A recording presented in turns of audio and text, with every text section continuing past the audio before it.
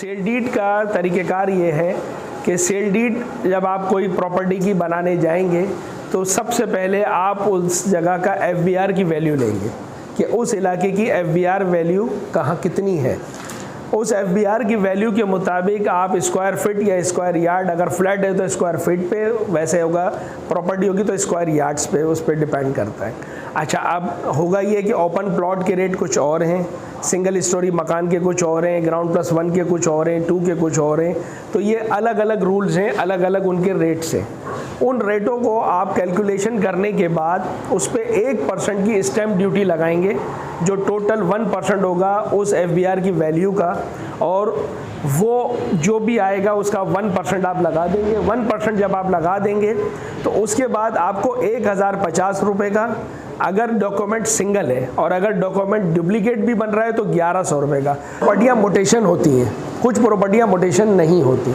जो property mutation होगी उसकी डुप्लीकेट आप बनाएंगे 500 वाले पे, ठीक है। मतलब असल 50,000 का आपने स्टैम्प ड्यूटी लगाई ओरिजिनल पे, उसकी एक डुप्लीकेट भी आप बनाएंगे जो कि 500 रुपये पे होगी, ठीक है, और वो भी रजिस्टर्ड होगी साथ में। वो जब आप केडीए में मोटेशन कराने जाएंगे तो वो आपको 500 रुपये वाला ओरिजिनल वहाँ जमा कराना होगा, तो आपका मोटेशन होगा। ये डबल और सिंगल का है। अब आपका फ्लैट है जो मोटेशन नहीं होता, आपका पोर्शन है जो मोटेशन नहीं होता, आपकी काफ़ी चीज़ें हैं, दुकान है जो मोटेशन नहीं होती, तो वो सिंगल डॉक्यूमेंट कहलाएगा। तो फाइलर नॉन फाइलर का स्टैम्प ड्यूटी से कोई वो नहीं है। एक्चुअल होता ये है कि जो आप एडवांस टैक्स जमा कराने जाएंगे उसमें फाइलर और नॉन फाइलर का आपको डबल लगेगा। नॉन फाइलर का, फाइलर होगा तो उसका हाफ लगेगा, सिंगल लगेगा उसका। तो ये स्टैम्प ड्यूटी पे रूल नहीं है। स्टैम्प ड्यूटी क्योंकि गवर्नमेंट ऑफ सिंध की है तो उनका यही है कि जी हमें 1% दिया जाए। जी जी ओवरसीज नॉन फाइलर ही कहलाएगा, नॉन फाइलर ही कहलाएगा, क्योंकि वो कोई भी टैक्स पाकिस्तान में अदा नहीं कर रहा तो वो नॉन फाइलर कहलाएगा। अच्छा, इसके बाद आपने एडवांस टैक्स एक अदा करना है जो कि फाइलर होगा तो 1% होगा एफबीआर वैल्यू के मुताबिक, नॉन फाइलर होगा तो उसका 2% लगेगा। अगर किसी प्रॉपर्टी पे गेन टैक्स लागू हो रहा है, वो 4 साल के अंदर बिक रही है, तो उस सूरत में गेन टैक्स जो है वो सेलर अदा करेगा, वो 1% होगा अगर वो फाइलर है, अगर वो नॉन फाइलर है तो वो 2% होगा। ये जो है आपका सेल डीड की एक तरीक़ेकार है। सेल डीड पे आपका ये अखराजात हैं। बाकी आपका ज़ाहिरी बात है कि आप स्टैम्प ड्यूटी परचेज़ करेंगे, आप प्रिंट कराएंगे, आप रजिस्ट्रार से कुछ ना कुछ लेन देन करेंगे, ये चीज़ें इसके अलावा हैं। अच्छा जी, अब आपकी सेल डीड की चीज़ें कंप्लीट होने जा रही हैं। उसमें अब एक चीज़ आ जाती है कि अगर कोई शख्स प्रॉपर्टी अपनी 4 साल के अंदर बेच रहा है ख़रीदारी के बाद, तो वो अगर फाइलर है तो गेन टैक्स उस पर लगेगा 1%, अगर वो नॉन फाइलर है तो उस पर गेन टैक्स एफबीआर की वैल्यू के मुताबिक 2% लगेगा। तो ये आपकी सेल डीड जो है ये कंप्लीट होगी। गेन टैक्स उसको लाजमी देना है, चाहे उसको प्रॉपर्टी इनहेरिट हुई है, अगर इन केस कि किसी के वालिद या वालदा का इंतकाल हो गया और उसने अब प्रॉपर्टी मोटेशन कराई अपने नाम पे, तो वो भी 4 साल के अंदर अगर बेचने जा रहे हैं तो वो भी गेन कर रहे हैं, तो वो लोग भी गेन टैक्स अदा करेंगे। परचेज़र स्टैम्प ड्यूटी देगा सबसे पहले, इसके बाद परचेज़र एडवांस टैक्स देगा, इसके बाद परचेज़र जो है जो सब रजिस्ट्रार का पे ऑर्डर है वो भी परचेज़र बनाएगा। ये 3 चीज़ें परचेज़र के ऊपर हैं, और जो वहाँ के अखराजात होंगे टोटल वो भी परचेज़र देगा। ऑफिशियली या अनऑफिशियली जो भी अखराजात होंगे, स्टैम्प ड्यूटी बनानी है, उसको प्रिंट कराना है, जो भी अखराजात हैं वो सारे परचेज़र के ज़िम्मे। एक्चुअल होता ये है कि हर डॉक्यूमेंट की रजिस्ट्रेशन का तरीक़ेकार ये है कि उस पर एक वकील का होना ज़रूरी है। हाँ, मगर होता ये है कि आजकल जैसे हम एक प्रैक्टिस ये है कि आपने करा लिया तो उसके बाद वो एक वकील से उस पर जो है आइडेंटिफाई करा लेते हैं, सब रजिस्ट्रार खुद आइडेंटिफाई वो होने के बाद ही जाता है। आइडेंटिफाई करना वकील का ज़रूरी है। अगर कोई साहब जो है वो पाकिस्तान में नहीं है और वो पाकिस्तान से बाहर हैं और वो अपनी प्रॉपर्टी को बेचना चाह रहे हैं, तो किसी को वो जनरल पावर ऑफ अटॉर्नी देंगे। वो शख्स जो यहाँ पर मौजूद होगा वो उनके बिहाफ पे डील करेगा। तो वो पावर ऑफ अटॉर्नी जो है मिनिमम 5,000 रुपये के स्टैम्प पेपर पे बनेगी। ये बेसिस अटैच होगी? जो एम्बेसी से अटैच होगी, ऐसे ही है। जनरल पावर ऑफ अटॉर्नी उसको कहा जाएगा, उसको आप यहाँ पर प्रिंट कराएंगे। प्रिंट कराने के बाद आप उस बंदे को या जो भी वहाँ पर है सेलर, उसको आप वो भेजेंगे उसके शहर में, वो वहाँ जाएगा। जब वो वहाँ जाएगा उसके पास उसको मौसूल हो जाएगा तो वो ख़ुद मुतल्लिका जो भी पाकिस्तान की कॉन्सुलेट होगी वहाँ पे, एम्बेसी या कॉन्सुलेट होगी उस शहर में, उस मुल्क में, वो वहाँ जाएगा, एम्बेसडर से टाइम लेगा, कॉन्सुलेट से टाइम लेने के बाद उनके पास वो जाएगा, वो दिखाएगा अपनी आइडेंटिफाई कि मैं यहाँ पर हूँ, कि जनाब मैं, ये मेरा शनाख्ती कार्ड है या ये मेरा पासपोर्ट है, मैं इस शहर में मौजूद हूँ और मैं फ़लाने शख्स को अपनी पावर ऑफ अटॉर्नी दे रहा हूँ। वो उससे सारे कागज़ चेक करने के बाद वो उस पर एक मोहर लगाएंगे कि हाँ साहब ये बंदा यहाँ मौजूद है और मैं इस बात की ज़मानत लेता हूँ कि ये यहाँ मौजूद है और ये पावर ऑफ अटॉर्नी दे रहा है। वो उसको एक उसके चार्जेस भी होते हैं थोड़े से कॉन्सुलेट के, वो अदा करेगा। इसके बाद उस पर फ़ोटो लगेंगे, वो उनका स्टैम्प करने के बाद वो उस शख्स को वापस दे देंगे। अच्छा, उसमें एक वैलिडिटी होती है 60 डेज़, 90 डेज़, 120 डेज़, एक वैलिडिटी होती है। उस वैलिडिटी के अंदर अंदर वो प्रॉपर्टी आपको ट्रांसफ़र करा लेनी है। अदरवाइज़ अगर वो टाइम निकल गया तो वो पावर ऑफ अटॉर्नी ख़त्म हो जाएगी ऑटोमेटिकली। मैक्सिमम 120 डेज़ है इस वक्त जो अभी चल रहा है। अच्छा, होता ये है कि जब वो शख्स को वापस वो डॉक्यूमेंट कॉन्सुलेट दे देगी तो वो उसको वापस आपको जो है पोस्ट के ज़रिए, DHL के ज़रिए आपको वापस भेज देगा यहाँ पर।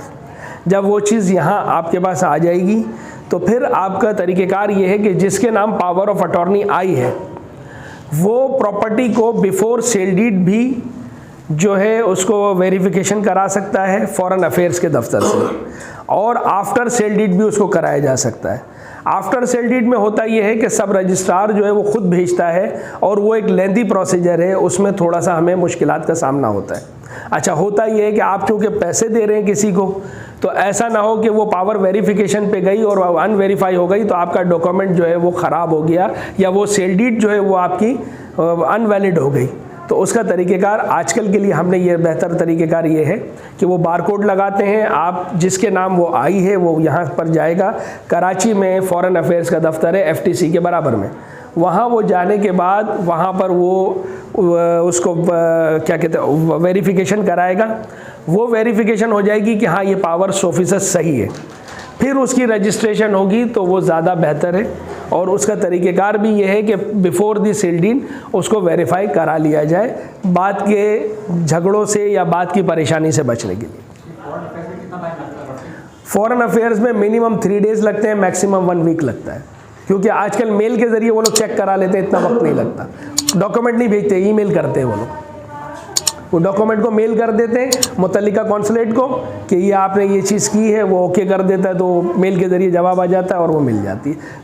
फॉरेन अफेयर्स तो सिर्फ पावर बिटेली और ये डॉक्यूमेंट भेज रहे हैं जी, वो ईमेल के जरिए भेजते हैं या फिजिकल कॉपी? नहीं, वो मेल करते हैं, फिजिकल वो नहीं भेजते, इसलिए कि फिजिकल भेजने में और आने जाने में फिर तो महीनों लग जाएंगे, रूटीन में जाएगा। तो हमें यहाँ पे जो फॉरेन अफेयर्स में देना होगा, आप यहाँ पे ओरिजिनल पावर ऑफ अटॉर्नी लेके जाएंगे और वो उसको रखेगा, आपसे फ़ोटोकॉपी लेगा, फिर आपको वो 2 दिन बाद वो वेरिफिकेशन करके दे देगा वापस। जी, वापस कर देगा। ये जो यहाँ वेंडर बैठे सेंट्रल में, तो ये तो इतनी गलत बयानी करते हैं कि 500 रुपये वाले बॉन्ड पेपर पे बना के दी इन्होंने, और कहा ये मतलब फॉरएवर है। क्या चीज़ बना के दी? Power of attorney. भाई वो पावर ऑफ अटॉर्नी जो 500 रुपये वाली है वो स्पेशल अटॉर्नी है, वो जनरल पावर ऑफ अटॉर्नी नहीं है। स्पेशल और जनरल फर्क है? हाँ, स्पेशल जो है वो किसी मखसूस काम के लिए दी जाती है।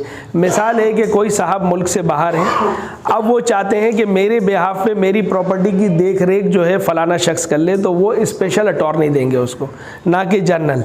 जनरल का कॉन्सेप्ट ये है कि जनरल रजिस्टर्ड हो या बाहर से अटैच हो क्या है, उसको वो बेच सकता है। स्पेशल एक मखसूस चीज़ के लिए दी जाती है कि भाई मेरे बिहाफ पे ये शख्स जो है प्रॉपर्टी टैक्स अदा कर देगा, मेरे बिहाफ पे ये शख्स जो है किराएदार से किराया ले लेगा, मेरे बेच नहीं सकता, मॉर्गेज नहीं कर सकता। तो आप परचेज़र है ना, जो परचेज़र है वो बैठा हुआ है। हाँ, मैं आपको समझा देता हूँ। परचेज़र के लिए भी यही है कि स्पेशल पावर ऑफ अटॉर्नी वो साइन करके दे दे, तो वो आपकी 500 रुपये वाले पे ही वैलिड है, क्योंकि वो परचेज करना चाह रहे हैं, किसी के लिए आप कोई चीज़ परचेज़ करना चाह रहे हैं तो उस पर 500 पे वो वैलिड है, और उस पर ये बिल्कुल इसी तरह होता है कि वो आदमी साइन करके दे दे और आप उसको जो है मुतल्लिका वहाँ पे उसको कहें कि नोटरी पब्लिक से अटेस्ट करा दे और उसके ऊपर वो चीज़ वैलिड हो जाती है। लेकिन वो बिल्डर ट्रांसफर का सीन है, वो रजिस्ट्री का सीन नहीं है। देखें, बिल्डर ट्रांसफ़र का अगर है, एक मैं मिसाल दे रहा हूँ, और उसके बिहाफ पे वो बेच रहे हैं।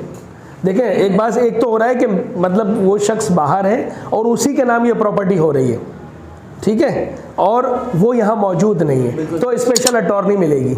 आप बात समझ लीजिए, फॉर दी बाइंग, ठीक है।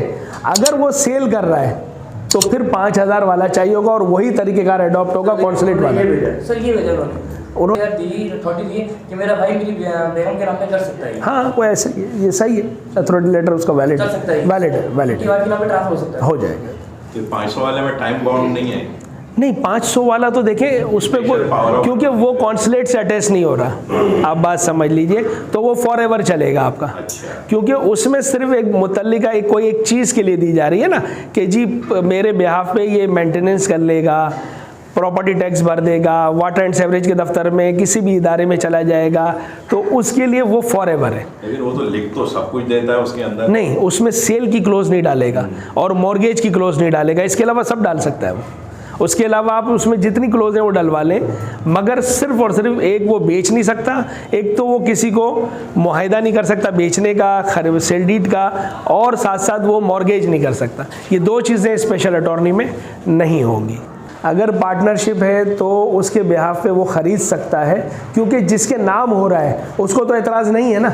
नेचुरली सेलर, मैं आपको बताता हूँ ना, सेलर के नाम अगर सेलर होगा तो फिर तो ये सारे तरीक़ेकार हमें अडॉप्ट करने हैं, मगर चूंकि किसी के नाम हो रही है प्रॉपर्टी, दैट मीन्स कि उसको एतराज़ नहीं है, तो स्पेशल अटॉर्नी करके आप उसको कर सकते हैं। मगर उसमें जो पार्टनरशिप की आपकी एक डीड है वो आप ज़रूर बनाएं, पार्टनरशिप का एग्रीमेंट ज़रूर करें। उसकी वजह यह है कि एक पार्टनर होता है 10% का, एक पार्टनर होता है 90% का, तो वो लिखना ज़रूरी है कि किसके कितने % राइट्स हैं। ऐसा ना हो कि आपने 2 लोगों के नाम बनाया और पता ये चला कि वो दोनों के 50-50 राइट हो गए, जबकि एक के 25 थे, एक के 75 थे।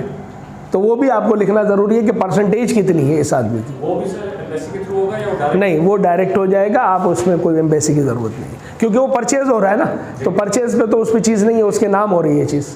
ये सर अथॉरिटी लेटर में क्या चीज़ें कवर होती है? अथॉरिटी लेटर भी इससे सेम है कि अगर आप अथॉरिटी लेटर किसी को दे रहे हैं, हाँ वो, मगर उसको पावर इसलिए करनी ज़रूरी है कि ये बिल्डर ट्रांसफ़र की बात की भाई साहब ने ना, बिल्डर ट्रांसफ़र में वो चीज़ चल जाती है अथॉरिटी लेटर, मगर रजिस्ट्रार आपसे स्पेशल अटॉर्नी मांगेगा।